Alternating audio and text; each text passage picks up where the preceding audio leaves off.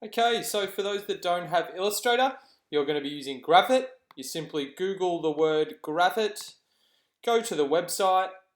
It'll ask you to create a sign-in, which you can do for free, and then all you need to simply do is click Start Now, or you can download it to have on your desktop. That way you can save your files. So we're going to start a file. Today you'll be creating your floor plan cheat sheet. So simply what we're going to do is create all our walls and materials at the correct 1 to 50 scale that we're going to be using. And then you can simply use this cheat sheet to copy over the pieces when creating your own tiny house floor plan. So we're actually going to start with an A5 at the moment. So we've got this sheet here. What you want to do first is go to View up the top here, go to Canvas and show rulers. So we've got these rulers up the top here. We're going to go to Snap To and make sure none of these are checked. That way we can get exact measurements. So what we're going to do, we're going to focus on this top corner here and use that as our measuring space. You'll probably have to zoom into about, let's say, 400%. So just come up to your corner here. Then all you need to do to make a ruler, so as we know, our walls are going to be 6 millimeters thickness in our drawing, which equals 300 millimeters in a 1:1 real life ratio. So what we want to do, up the top here, simply click with your mouse on this ruler, drag down, and as you can see on the left hand side just here, the actual measurement comes up. So I'm looking for 6 millimeters. So there we go.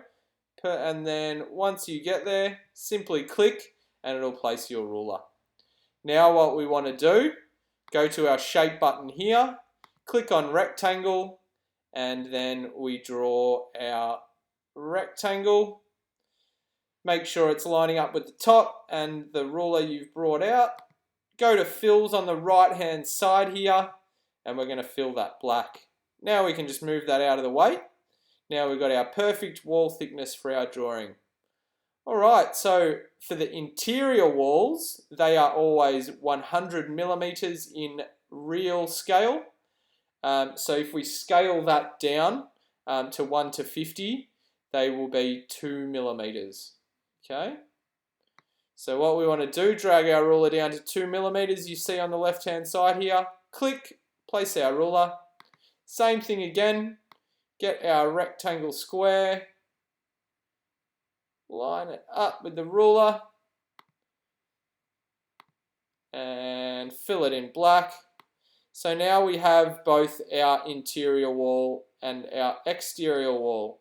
So what I mean by that, once you have these two pieces, all you'll simply need to do when it comes to creating your own is Command C, Command V. Say for instance we want to make that 90 millimeters. Bring a ruler out, simply drag this, and then we have our width, so we can copy and paste that, and we're going to make it that height for now. Then all we need to do, copy and paste again, and simply rotate this. Place that nicely in there, put it to size, copy and paste this one again. And then for an interior wall, we can use this one. And for example, if we want to split the main room up into, say, a bedroom, we'll resize that without actually changing the width of the rectangle. We just literally go and change the height. So here you can see it's really simple now. You have these two pieces on your cheat sheet. All you need to do is copy and paste them and change the height when you create your own walls. That way we have a uniform wall size for the exterior and a uniform wall size for the interior.